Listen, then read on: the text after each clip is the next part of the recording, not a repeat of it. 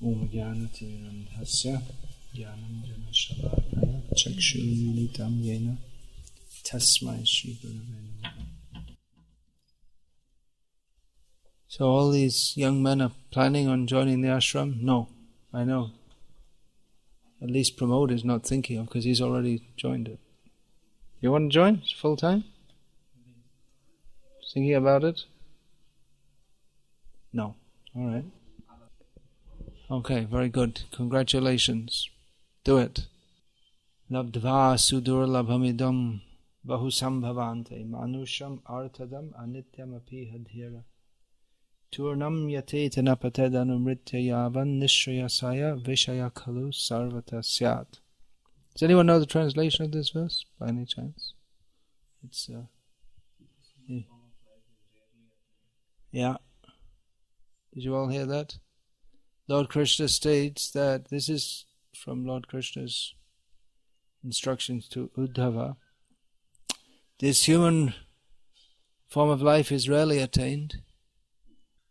Having attained it, one should act in such a manner that before inevitable death, one doesn't have to get born again.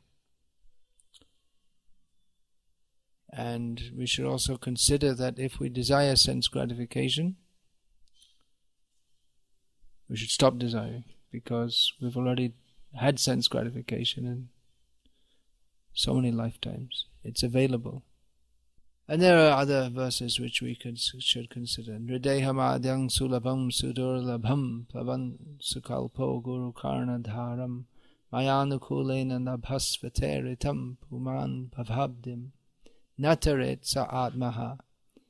This is also from Lord Krishna's instructions to Uddhava, that in this verse he states that the same thing, the human life is rarely attained. It's compared in this verse to a good boat which is suitable for crossing the ocean of material existence. If one has a good boat and a good captain in the form of a capable guru for guiding the boat, close the door so it doesn't slam. And one has the favorable wind of Krishna's instructions in Shastra for blowing the boat in the right direction. Then, having attained all these facilities, if one still fails to cross the ocean of birth and death, one is simply committing suicide. And what else? There are plenty of others also. This Nayam Deho Dehalok, what is it? Nayam Deho Dehabhajam Riloke Kashtan Kaman Arhate Vidbhujam Ye Tapo Divyam Putraka Yena Sattvam Shudhyat Yasmad Brahma Sokyam Tvanantam. Lord Rishabdev tells his sons that we have the, having attained human life, again the same point, human life, we should not pass our human life like hogs who eat stool, but we should engage in divine austerities for the sake of attaining unlimited, eternal, spiritual happiness. So all these points should be considered. The story of the Haryashvas and Shavalasvas with Narad Muni. Maybe you know that story, how Daksha begot progeny. I just spoke about this recently in Bangalore. Yeah. Someone was wearing a T-shirt with Utopia perfectly possible, something like that. Yeah. So I spoke on this. There was a group of young men. You can get that and play it to them if you like. So I was suggesting to them that they join full time. And then the next day also there was a group of young men who, they all looked at me like, what are you talking about? It's like some of them laughed nervously, hoping that I was joking. several times I've had that experiencing in preaching to young men who are taking to Krishna consciousness, that, okay, well, if you actually understand what Krishna consciousness is, you're young, you're unmarried, then why not join full time? Be a brahmachari. It's the obvious thing to think about. But due to bad association often of our married devotees, who they're punas charvita charvananam. They think everyone should be so-called grihasta like them. I say so-called because if they're actually grihastas, they should be happy if anyone wants to join as a brahmachari. They should understand, well, my life is already spoiled, but why everyone else's life should be spoiled? Spoiled means they didn't get the opportunity to engage full-time in Krishna consciousness. Their main concentration is on how to get money and live so-called respectably in so-called respectable human society. Now, brahmacharya is a much better opportunity to aim at going back to Godhead, but certain envious householders, as Prabhupada terms them, in the beginning of Bhagavad Shukadev's instructions, the lifetime of such envious householders is the day Divachart Heyara Jan Kutumba Bharane Nava. Their day passes in working hard to maintain their families, and their night is spent in sexual activities and sleeping. So they apashyatam atma tattvam griheshu grihamedhinam. They don't see they don't have actual knowledge of the self. So anyone who discourages you from this lifetime of full dedication to Krishna, we can understand that they are apashyatam atma tattvam. They haven't actually understood what is Krishna consciousness. They're simply attached to family life, and they think everyone else should be. And they take... It's just like Bhaktivinoda Thakur, he recommended that people take Krishna consciousness in the Grihastha ashram. Seeing that at that time, all the so-called Babajis, they were all fallen. So, but Bhaktisiddhanta Saraswati Thakur, he made a situation by establishing the Gauriya Math. He made a situation in which people could live a life of full-time dedication. Because Bhaktisiddhanta Saraswati, he saw that Bhaktivinoda Thakur had wanted to preach, but he wasn't able to do so very effectively because all his followers were grihastas. And Bhaktivinoda Thakur, as a grihasta, was able to some extent, establish the respectability of Chaitanya Mahaprabhu's cult. And in a time when, in the name of renounced life, the Babajis had given a very bad name to Chaitanya Mahaprabhu's cult. So Bhaktivinoda Thakur, as a Grihastha ashram, in the Grihastha ashram, re-established the respectability of Chaitanya Mahaprabhu's teachings. But his followers weren't able to do much because they're all householders. So Bhaktisiddhanta Saraswati, he had founded the Gauriya Math with sannyasis and brahmacharis. They were the core. They were also grihastas. But then some of Bhaktivinoda's followers, they said, well, you're not following Bhaktivinoda, because Bhaktivinoda said it's better to be a grihasta. Certainly, it was better to be a grihasta than to be a fallen Babaji. But if there's a possibility to serve in a situation where you're not encumbered with this griha kshetra sutapta vitta, all these things from which Maya arises, that means home, property, family, money. These are all the things one has to think about in family life. So if one can practice Krishna consciousness without these encumbrances and full-time serve the mission of the Lord, then much more can be achieved. And actually, Bhaktisiddhanta Saraswati, in the service of Bhaktivinoda Thakur, actually achieved much more than Bhaktivinoda Thakur had done. ripping people out of their family life in most cases. It's not something new that when you want to join, people say don't join, and your family and friends cry, and your mother suddenly gets an incurable disease, and the only possible cure is if their son doesn't join full time. So it's a disease that affects the mothers of would-be sadhus. It's an unusual syndrome. So he was quite adamant in this regard that parents would come and crying, and the whole family would come, and our son, why not let him practice Krishna consciousness at home? Or sometimes they would, Bhaktisiddhanta Saraswati would hide them, say, who are you talking about? Don't know, never heard of him. Like this.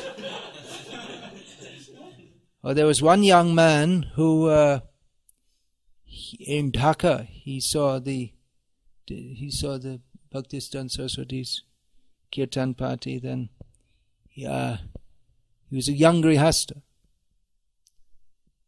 well educated, Sanskrit lecturer. In those days there weren't that many people who had university degrees, so he was from one of the most respected families in Dhaka. So he came to see Bhaktisiddhanta Saraswati on his next stop in his tour of East Bengal, and then he came to join him.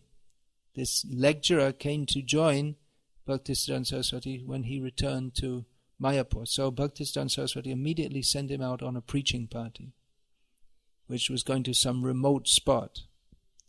And then some letter came from, or telegram came from one of the most respected people in Dhaka, saying that it'll completely spoil his family life if he doesn't return immediately. And Bhaktisiddhanta ignored it. And then all the relatives came, and they couldn't find their son because he was out traveling in the villages, and there's no way to contact him. This is in the days previous to mobile phones. So Bhaktisiddhanta Saraswati arranged to do exactly what his relatives feared, namely completely spoiled his family life. Like that. And he said, Bhaktisiddhanta Saraswati said, if we hadn't done this, there would have been no Gauriya Math. There would have been no preaching like this. So, yes, many people will discourage you, and they'll say you're not doing the right thing, and this is not what Krishna actually wants, and you can practice at home. We'll provide all facilities for you, etc., etc., etc. Or actually, you shouldn't join because there are so many risks, and so many joined, and then they weren't happy, and they went home. Blah blah blah blah blah blah blah blah, on and on and on. I don't much attempt to answer these people anymore. If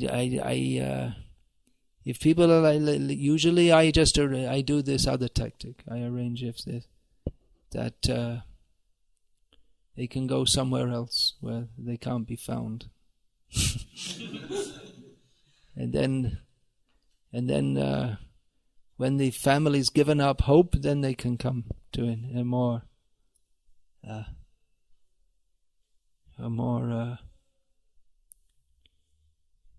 or they can come back to the temple that they originally preached in. So, yes, and then even within our society, some of the leaders will say, you shouldn't join. It's very bad. We'll get bad publicity.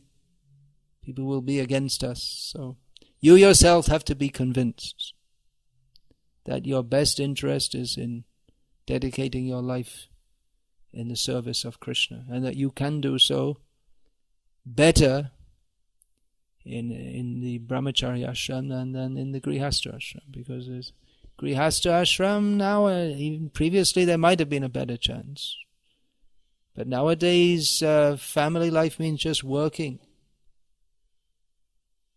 Working harder than any ass would agree to. So we say working like an ass, but an ass would refuse to work as hard. So where's the time? Where's the time? Most of us so-called grihastas, they're chanting 16 rounds. It's on the way to work, and then one or two at lunch break if they have a lunch break, and like this. They don't have any quality sadhana. For them, it's once a week thing. They come to the temple. So, as Srila Prabhupada writes, in family life, advancement is very slow or almost nil. And practically we're seeing that. And so better come. Up to you. You can be Krishna conscious in family life also, but if you've actually understood what is Krishna conscious and you're not committed to, if you're not already spoiled, then why spoil yourselves? Why not come and join the mission of Chaitanya Mahaprabhu fully? Of course, some people we may recommend don't join. They're not fit, actually. Some people are not fit to be brahmacharis. They're not self-controlled enough, or they haven't understood the philosophy properly, or whatever. And there may be extenuating circumstances, just like Chaitanya Mahaprabhu told Raghunath Bhatta that you stay at home, don't get married, but your parents are Vaishnavas, so serve them until they pass away, then you come and join. They must have been already old, and they weren't like half-baked Vaishnavas. They were associates of Chaitanya Mahaprabhu, his parents. Raghunath Das also, because the family made such a fuss that Chaitanya, they made a very big fuss. So Chaitanya Mahaprabhu advised, you just stay at home for some time and make a show of being an attached householder. He was married also. And then when the time is right, then you can. So Raghunath Das, when he waited some time, and when he got the possibility, then he escaped. So it may be different in different circumstances. But in general, the decision to give your life fully to preaching the mission of Krishna consciousness is very good. So be convinced of that and do it. And in many cases you'll find in some cases the family does agree. In some cases the parents come and say, here, take our son. There are cases like that. And there are cases, well, that happened once. His parents came and said, they brought their son, let him be full-time. They joined full-time, and then after about 2 months, he said, no, we want him back. And then he didn't want to go back. And we had to struggle with him for about 8 years, and with the local temple authorities against me, and why are you trying to spoil his life, etc. So I don't have much regard for temple leaders who don't want to make brahmacharis and they discourage you. What is that? Their job should be to encourage you, but they discourage. So they find it easier just to pay some so-called brahmacharis to do the services and collect money, and they have no idea of Prabhupada's mission. So there are leaders like that in ISKCON all over the world today. But find good association. Sometime, while going through unlimited lifetimes, at some point we have to say no to Maya. And Maya will come in the form of suicidal parents. Maya will come in the form of social people talking about social respectability. Maya will come in the form of people saying that it's better for preaching if you don't surrender to Krishna. And so many ways Maya will come. But at some point in either this lifetime or some lifetime, you have to say, now I only want Krishna. So you decide. Up to you. Yeah, anything else? One other thing. For making brahmacharis, it's very good to distribute this book, Brahmacharya and Krishna Consciousness, among the public, at least in India. That if we take it out, and all kinds of people buy that book, actually. It's surprising. Not only men, women also. Yeah. So, you can make brahmacharis. Some people told me it was the first book they ever read. It's clear from the very beginning that human life, especially the male form, is meant for God realization. And it's just straightforward. Those who are sincere and not too totally polluted in their consciousness can immediately understand this is true. All right, anything else? Yeah. Sometimes it is said about Bhaktisiddhanta Saraswati Thakur, what he did, he just ripped off people from home. It was a time of emergency, so now we cannot do like that. It's still an emergency. Every day, ahani bhutani gachanteha yamalayam. Every day people are going to hell. You're going to hell. That's an emergency. Yeah. When will the material world not be an emergency? There's so many arguments. Maharaj, my mother is a devotee and she is convinced for the philosophy of Krishna consciousness. She's reading Bhagavatam 4th canto. Regularly she studies Prabhupada books, chanting 16 rounds and all things. But father is very against. So for a woman, is it recommended to leave home and do something like that? In general, no. In this case, because father is very much opposed to a practice of Krishna consciousness. I don't know what the case is, so how can I comment? That's why I said in general, no.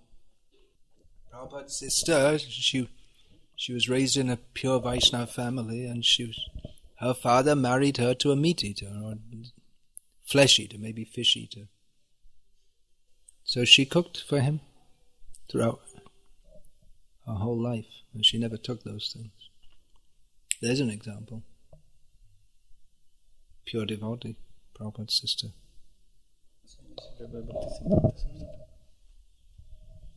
Yeah, she had Harinam from Bhaktisiddhanta Saraswati. Okay, I think that's fairly clear. Individual cases, they need individual consideration. Everyone thinks that my case is exceptional. Everyone has an excuse.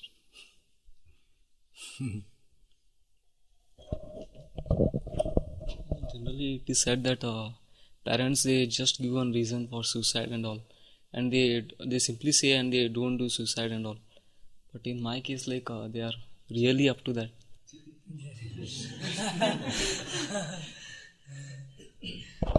Well, unless they do it, you can't tell, can you?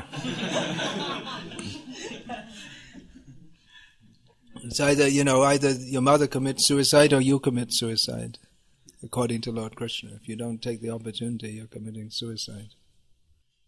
Yeah, if the parents are very difficult, then you have to give them time to prepare for it.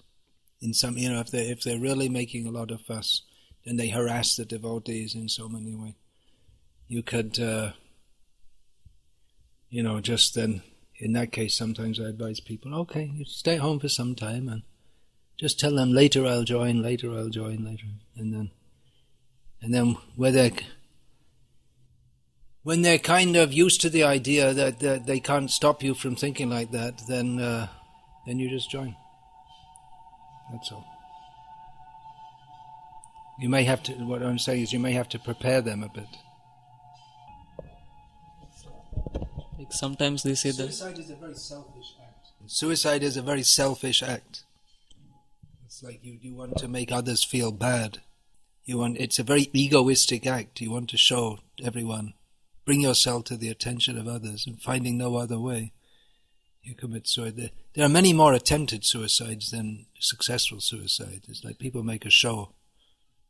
They're trying to get people's attention. It's a very sinful act also.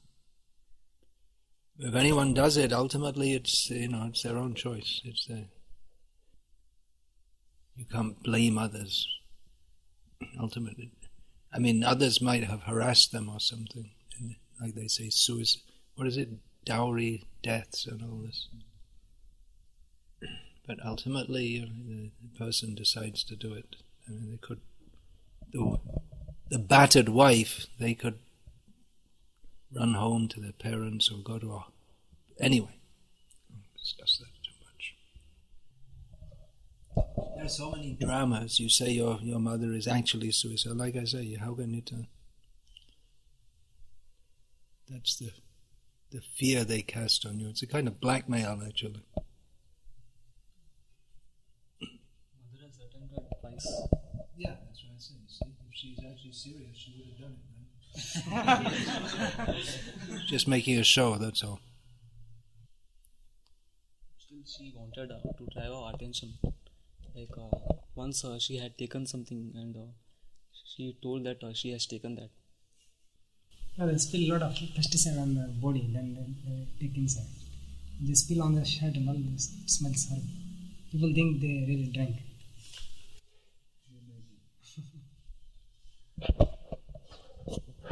Shankaracharya, at the age of 8, wasn't it? He jumped in the river and the crocodile. He wanted to take sannyas, and his mother wouldn't allow him. So he jumped in the river and a crocodile caught him. So his mother was there. He said, "Let me take sannyas now." "Okay, you can take sannyas." And a crocodile let him go, and he went off. But he did come back to do her funeral rites, which was against the shastric and custom. So he promised her that, "I don't have anyone else to do my funeral rites." Said, "Okay, I'll come back and do that," which a sannyasi isn't supposed to do. That's the story. The thing is that parents see you as a walking dollar sign. Their love for you is calculated in how much money they're expecting to get from you. This parental love is a great hoax. They invested money and they want to get their return. So you are their future. Even there's some advertisement I saw, for something, for insurance or some policy. You put money in the bank for your children's education, and some bank was. This is your future security. They're talking about the children. They're advertising you. You put the money in the bank, and then they get money for their education and all this. So it's calculated like that. Some parents even wrote down. One of my brother's father, he showed up like till it was 3 lakhs something. He made whatever stationery he had given, school fees. It was in the document. From his childhood, it came up to 3 lakh, 3.5 lakh. This is what I spent. It is clearly documented. Everything. Stationery also he wrote. What time, how much he gave, 150 rupees, 500 rupees, school fees. So, Hare Krishna. We'll finish there. All glories to Srila Prabhupada, and hope to see you in Saffron